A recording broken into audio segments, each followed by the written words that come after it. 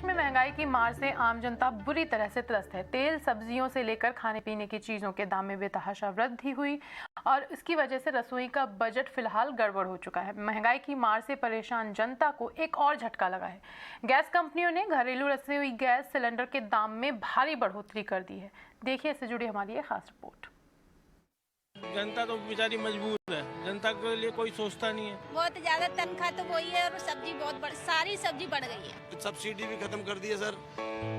महंगाई का double attack. LPG ने बिगाड़ा रसोई का बजट। टमाटर लाल, सिलेंडर के दाम विकराल। देश पहले से ही महंगाई की मार झेल रहा है। इस बीच आम जनता पर महंगाई की एक और मार पड़ी है। 2 वक्त की रोटी जिस घरेलू गैस में बनती है उसमें 50 रुपए का इजाफा हुआ है। मतलब जब आप घरेलू सिलेंडर भराने जाएंगे तो आपको 50 रुपए ज्यादा देने होंगे। ग्राफिक्स के जरिए आप समझिए, पहले आपको घरेलू गैस कितने में मिलती थी और अब आपको कितने रुपए खर्च करने होंगे। दिल्ली में जो घरेलू गैस पहले 1003 रुपए की थी वो अब आपको 1053 रुपए में मिलेगी। ऐसे ही कोलकाता में 1079 रुपए में मिलेगी, मुंबई में 1052 रुपए, लखनऊ में 1091 रुपए, जयपुर में 1057 रुपए, भोपाल में 1059 रुपए, तो सबसे ज्यादा पटना में 1143 रुपए में घरेलू गैस मिलेगी। आज दिल्ली में घरेलू सिलेंडर 1053 रुपए का मिलेगा। वहीं मैं छोटे सिलेंडर की बात करूं तो 5 किलो का सिलेंडर में 18 रुपए की बढ़ोतरी हुई है, तो वहीं कमर्शियल सिलेंडर 8.5 रुपए कम हुए। हालांकि वो राहत वाली बात नहीं है इतनी, क्योंकि कुछ दिन पहले ही कमर्शियल सिलेंडर की कीमतों में बढ़ोतरी हुई थी। जनता को उम्मीद थी कुछ बेहतर होगा, महंगाई से निजात मिलेगी, लेकिन इसके उलट हुआ। सिलेंडर महंगा हो गया, सब्जी भी महंगी, राशन महंगा, दूध महंगा, सब कुछ महंगा। रसोई में ऐसी महंगाई की आग लगी कि थाली से पहले सब्जी गायब हुई और चूल्हे से अब सिलेंडर। आमदनी वही है और खर्चा महंगाई के चलते कई गुना ज्यादा है। महंगाई के चलते टमाटर दिन प्रतिदिन लाल होता जा रहा है। आज की बात करें तो टमाटर 50 रुपए किलो, भिंडी 30 रुपए किलो, बैंगन 30 रुपए किलो, धनिया पत्ती 100 रुपए किलो। देश में महंगाई चरम पर है।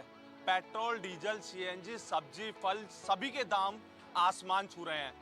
मैं इस वक्त दिल्ली की गाजीपुर मंडी सब्जी मंडी पर हूं और देखिए यहाँ पर लोग सब्जी खरीदारी कर रहे हैं। मैं सबसे पहले इनके पास आऊंगा। सर बताइए, सब्जी लगातार बढ़ रही है, क्या कहेंगे आप?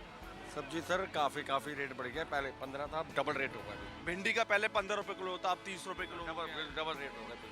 अब बैगन आप कितने रुपए खरीदते थे पहले, जो आप कितने में खरीदते? 10, 12, 15 रुपए किलो लेते, 30 रुपए वही भी आ रहा है। ये भी दुगने दाम हो गए हैं सब्जी के। इस समय सब्जियों के भाव आसमान पर हैं। हालात ये हैं कि सब्जी मंडी में मटर, बंद गोभी, फूल गोभी, टमाटर और खीरा के दाम आसमान पर पहुंच गए हैं। दूसरे राज्यों में हो रही बारिश के चलते वहां पर इसका असर हरी सब्जियों के फसल पर पड़ा है, लेकिन बढ़ती महंगाई से आम जनता को निजात कब मिलेगी, ये बड़ा सवाल है। वीकली एक्सपायरी से पहले बाजार में तेजी के साथ बंद हुआ। निफ्टी में करीब 200 अंकों की तेजी देखी गई, तो वहीं सेंसेक्स में भी 600 अंकों से ज्यादा की तेजी देखी गई। एफएमसीजी, ऑटो और फाइनेंशियल सेक्टर में तेजी से बाजार को सपोर्ट मिला। बाजार आज में पूरे एक्शन का डिटेल दे रही है हमारी सहयोगी मानसी दवे। बिल्कुल, तो बेहद मजबूत ट्रेड्स आज बाजार में देखने को मिले। दिन की शुरुआत से ही बाजार में जो एक्शन डेवलप होता हुआ दिखा वो फिर कंटिन्यूड ही रहा और जब बाजार ने क्लोजिंग दिखाई 16,000 के पार भी बाजार ने आज हमें दर्शन कराए और अच्छी मजबूती पर ही क्लोजिंग, चाहे Nifty, bank Nifty, Sensex, mid cap और स्मॉल कैप, हर तरफ हरे निशान के साथ कामकाज देखने को मिला। सबसे पहले तो Q1 अपडेट से शुरुआत करते हैं। कंपनियों के एक कर Q1 अपडेट्स आ रहे हैं, मजबूत अपडेट्स नजर आ रहे हैं, जिसका इम्पैक्ट है आज pharma space, FMCG to start with काफी मजबूती देखने को मिली। डाबर, मैरिको, गोदरेज कंज्यूमर जैसे स्टॉक्स थे अपने ऑपरेशनल अपडेट्स के दम पर मजबूती दिखा रहे थे। Macrotech Developers best ever operational updates company ने पोस्ट किए। Mumbai based real estate developer company, इन अपडेट्स के बाद ही स्टॉक में अच्छा मूवमेंट देखने को मिला। 5% के अप स्टॉक में भी देखने को मिले और बजाज ट्विंस भी आज फोकस में थे। बजाज फाइनेंस के ऑपरेशनल अपडेट्स मजबूत रहे और बजाज फिंस अच्छी मजबूती के बीच कामकाज देखने को मिला। इसके अलावा बैंकिंग स्टॉक्स वे shining, HDFC bank, Kotak bank, ICICI bank में मजबूती थी। एफएमसीजी में तो लगातार तेजी है ही और एचयूएल का स्टॉक इसमें एक बड़ा दिग्गज जो कि लगातार मजबूती दिखा रहा है। वहीं Reliance, ONGC, power grid, NTPC, LNT जैसे स्टॉक्स थे जो कि आज कमजोरी दिखा रहे थे। लेकिन सबसे बड़ा फैक्टर है क्रूड में जो करेक्शन या बड़ा डाउनफॉल देखने को मिला, इसका सीधा असर था जो कि aviation space, cement space, paint space पर देखने को मिला।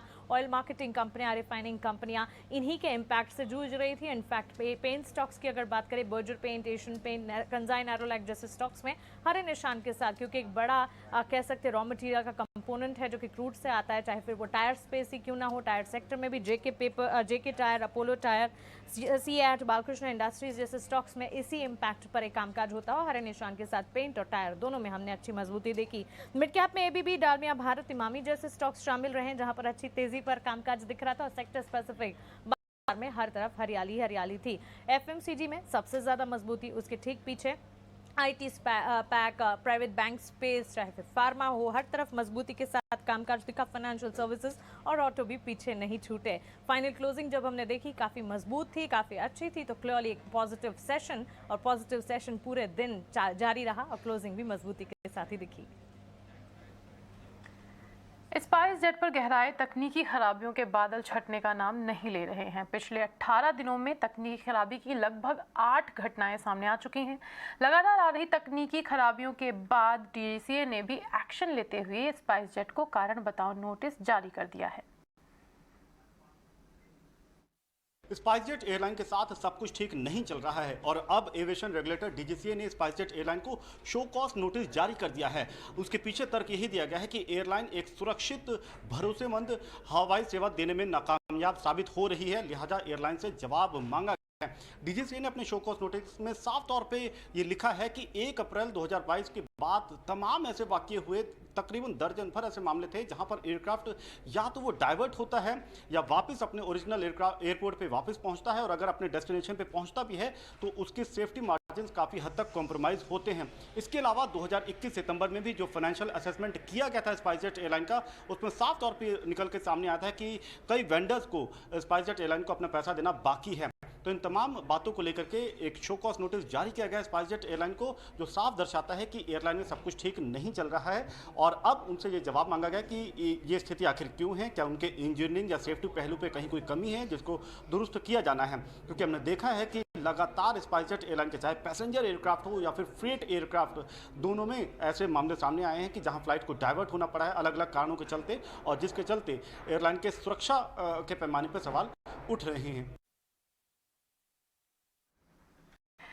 रिजर्व बैंक ऑफ इंडिया इस महीने डिजिटल लेंडिंग से जुड़े नियम को लेकर सुझाव दे सकती है। रिजर्व बैंक के वित्त मंत्रालय के साथ कानून बनाने को लेकर चर्चा चल रही है। अनियमित तरीके से लोन देने वाली कंपनियों पर नकेल कसने की दिशा में काम चल रहा है। इस एक्सक्लूसिव खबर को हमारे साथ लेकर के आए हैं अंकुर मिश्रा। ज्यादा जानकारी के लिए चलते हैं अंकुर के पास। अंकुर, बताएं कि क्या है पूरा मामला। जी हाँ, सोर्सेज यही बता रहे हैं कि डिजिटल लेंडिंग पे जो गाइडलाइंस है वो बहुत ही जल्द आ सकती हैं। ये गाइडलाइंस काफ़ी दिनों से अवेटेड थी और गवर्नर ने भी एक बार अनाउंस किया था कि ये गाइडलाइंस जल्द आएंगी, बट हमें जो सूत्र अभी बता रहे हैं कि वो जुलाई के महीने यानी इसी महीने ये गाइडलाइंस रिलीज होंगी। साथ ही साथ अगर इंपॉर्टेंट पॉइंट्स की यहाँ पर बात करें तो सूत्र ये बता रहे हैं कि कोड ऑफ कंडक्ट एक मैंडेटरी हो सकता है डिजिटल लेंडर्स के लिए और ये जो गाइडलाइंस हैं वो सभी रेगुलेटेड एंटिटीज पर लागू होंगी। उसमें बैंक्स होंगे, एनबीएफसीज होंगे, साथ ही साथ जितनी भी रेगुलेटेड एंटिटीज हैं उन पर ये गाइडलाइंस लागू होगी। अगर हम और इम्पोर्टेंट पॉइंट्स की बात करें तो जो डेटा स्टोरेज है उस पर ये मैंडेटरी किया जाएगा कि जो भी डेटा स्टोरेज है वो कंट्री के अंदर ही स्टोर किया जाए।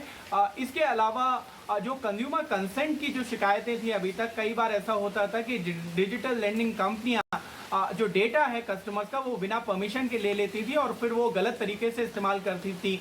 तो यहाँ पर एक गाइडलाइन में ये महत्वपूर्ण पॉइंट ज़रूर होगा कि कंज्यूमर कंसेंट के बिना डेटा को यूज़ ना किया जाए, तो वो यहाँ पे गाइडलाइंस में स्पेसिफाई किया जाएगा। साथ ही साथ बहुत सारी ऐसी कंपनियां हैं जो रिजर्व बैंक ऑफ इंडिया पर रजिस्टर्ड ही नहीं है, तो उसके लिए रिजर्व बैंक ऑफ इंडिया ने फाइनेंस मिनिस्ट्री से बातचीत की है और एक ड्राफ्ट बिल बनाया जाएगा जिसमें जो इलीगल लेंडिंग एक्टिविटीज़ हैं उस पर लगाम लगाई जा सके और वो एंटिटीज़ जो रिजर्व बैंक ऑफ इंडिया में रजिस्टर्ड नहीं है उन पर भी कार्रवाई हो सके।